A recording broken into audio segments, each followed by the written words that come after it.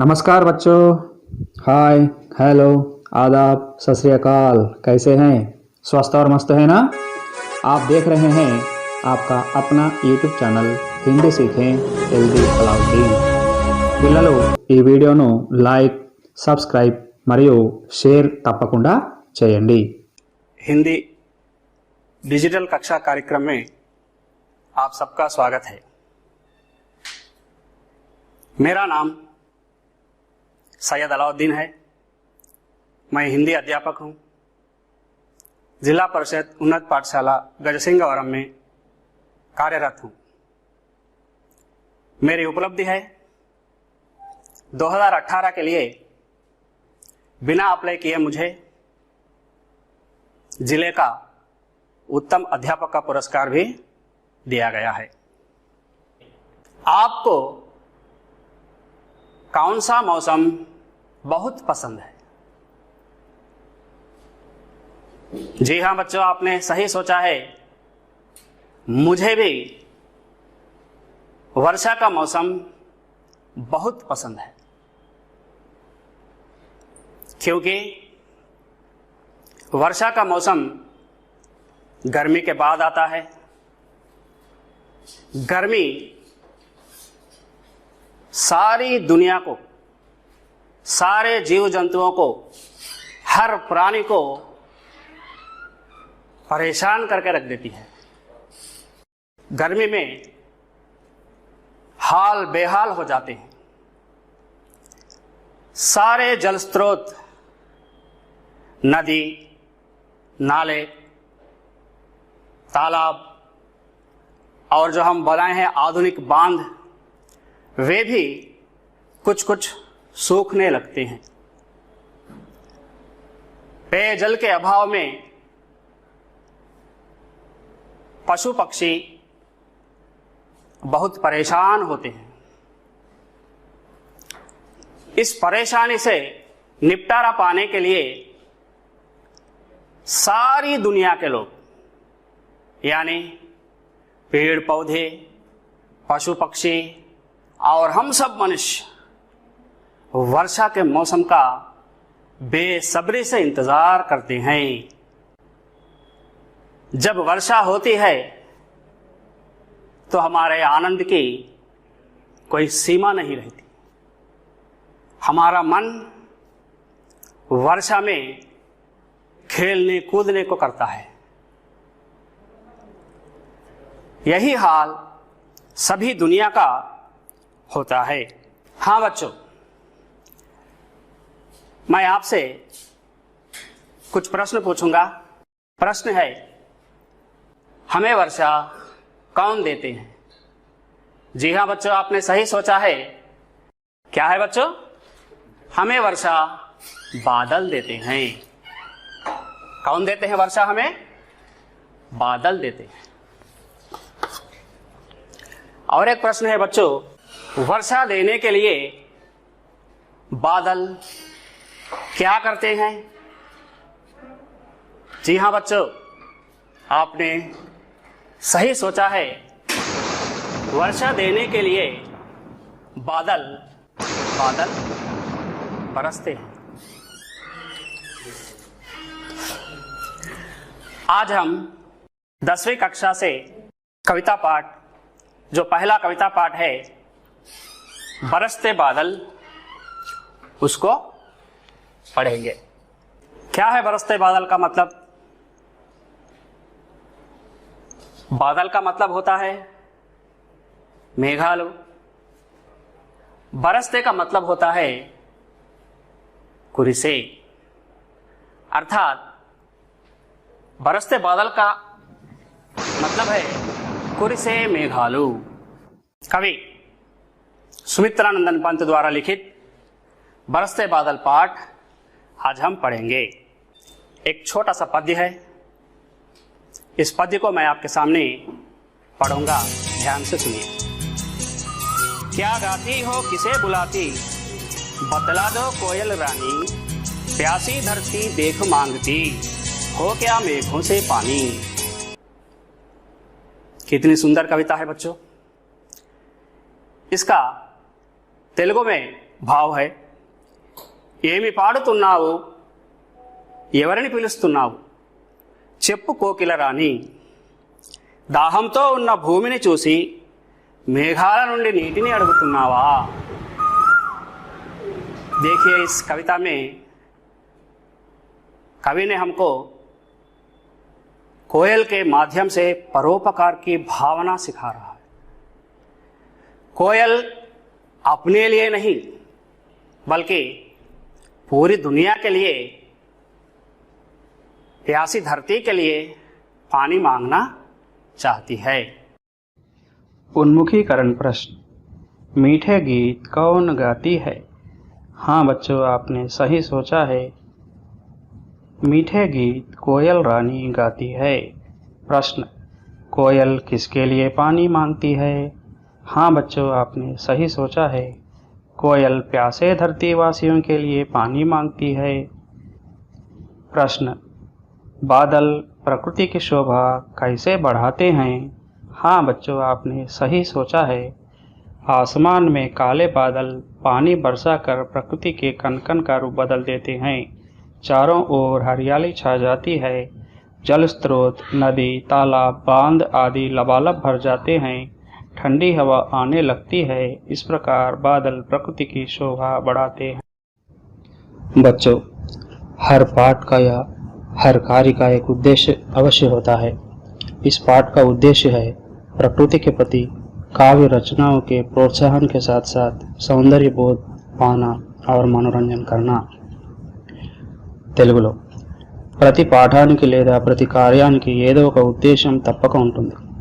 ఈ పాఠం యొక్క ఉద్దేశం ఏమనగా ప్రకృతి పట్ల కావ్య రచనలు చేయడానికి ప్రోత్సాహం ఇవ్వడంతో పాటు సౌందర్యానుభూతిని పొందుతూ ఆనందించడం.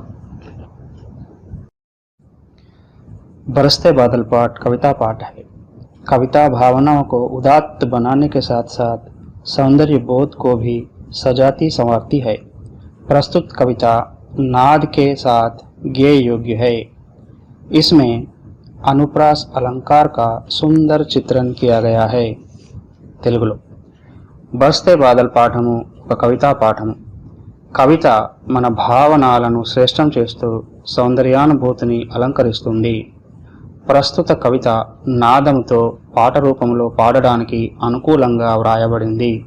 ఇందులో అనుప్రాస అలంకారాన్ని చాలా చక్కగా ప్రయోగించారు. कवि परिचय. प्रकृति के बेजोड़ कवि माने जाने वाले सुमित्रानंदन पंत का जन्म 20 मई सन 1900 में अल्मोड़ा जिले उत्तराखंड के कौसानी गांव में हुआ. इन्हें 1960 में कला और बूढ़ा चांद के लिए साहित्य अकादमी, 1961 में हिंदी साहित्य सेवा के लिए पद्म भूषण, 1965 में लोकायतन पर सोवियत लैंड नेहरू पुरस्कार, 1968 में चिदम्बरा के लिए भारतीय ज्ञानपीठ पुरस्कार दिया गया. इनकी प्रमुख रचनाएं वीणा, पल्लव, ग्रंथि, गुंजन, युगांत, ग्राम्या, स्वर्ण किरण, कला और बूढ़ा चांद तथा चिदम्बरा आदि. इनका निधन 28 दिसंबर सन 1977 को इलाहाबाद उत्तर प्रदेश में हुआ. కవి పరిచయం తెలుగులో. ప్రకృతి చిత్రణలో సాటిలేని కవిగా పేరుగాంచిన సుమిత్రానందన్ పంత్ గారు మే 20, 1900 సంవత్సరంలో ఉత్తరాఖండ్ రాష్ట్రంలోని అల్మోడా జిల్లాలో కౌసాని అనే గ్రామంలో జన్మించారు.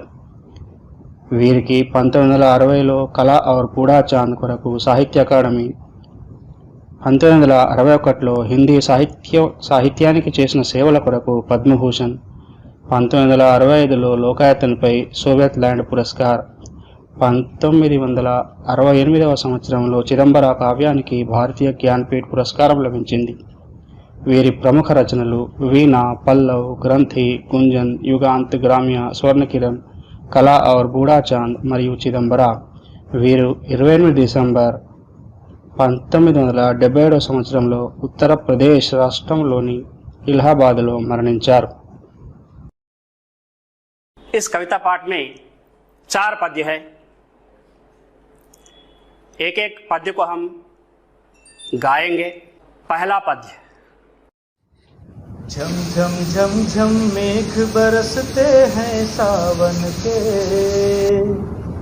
छम छम छम गिरती बूंदे तरुओं से छनके, झम झम झम झम मेघ बरसते हैं सावन के,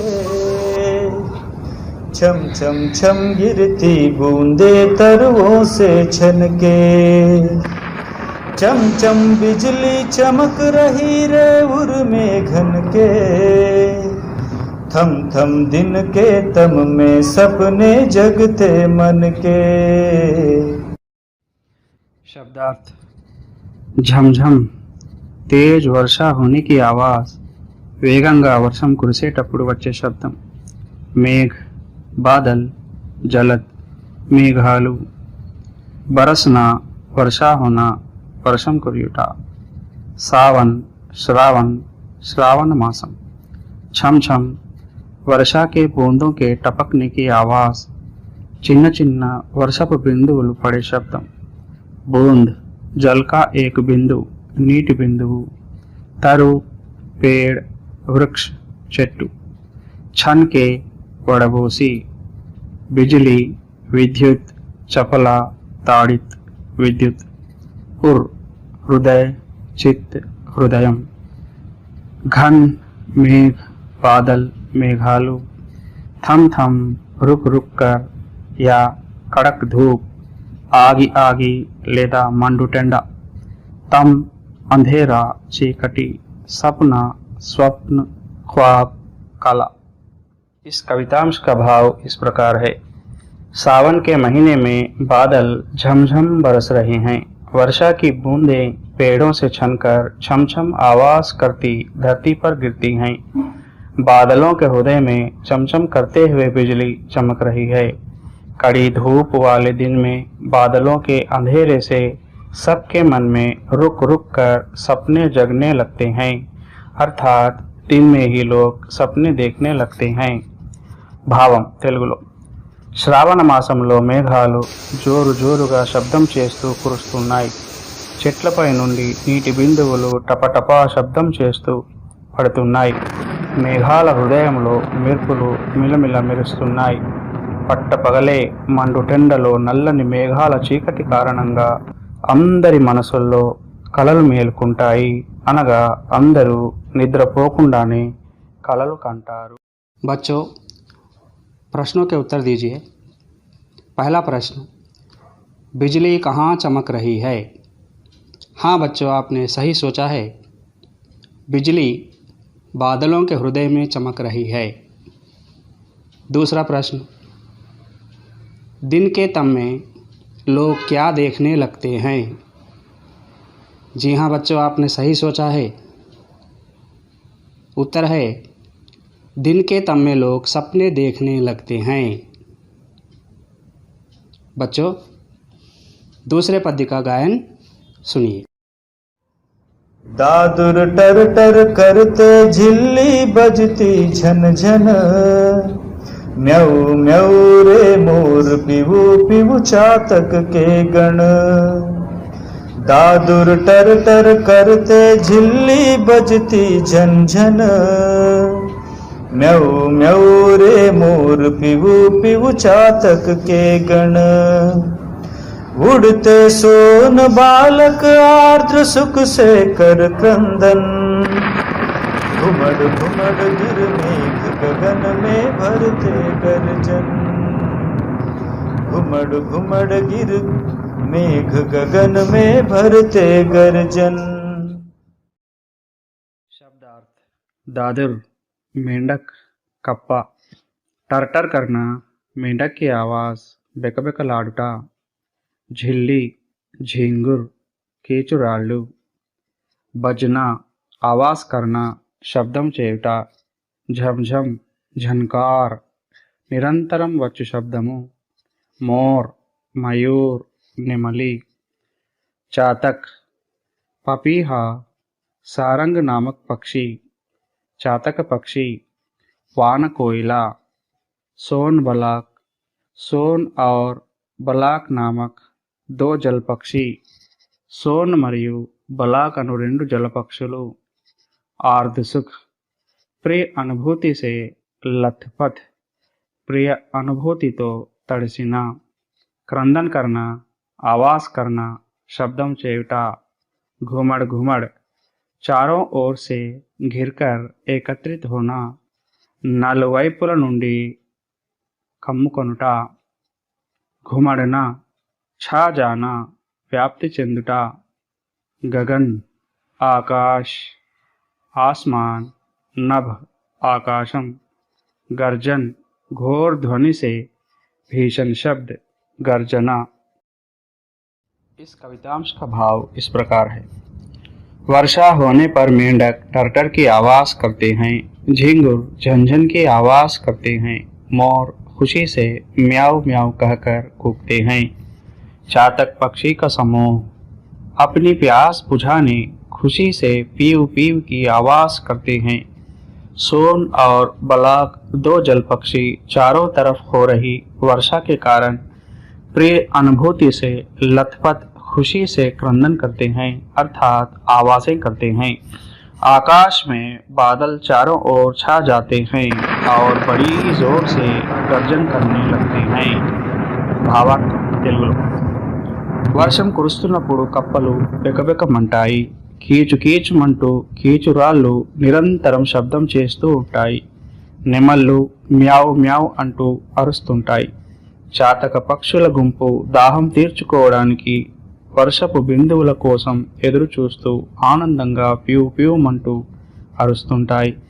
సోన్ మరియు బలాక్ అనే నీటి పక్షులు చాలా ఆనందంగా తడిసిన శరీరంతో కేకలు వేస్తూ ఉంటాయి. నలువైపుల కమ్ముకున్న మేఘాలు ఆకాశం దద్దరిల్లేలా గర్జిస్తాయి.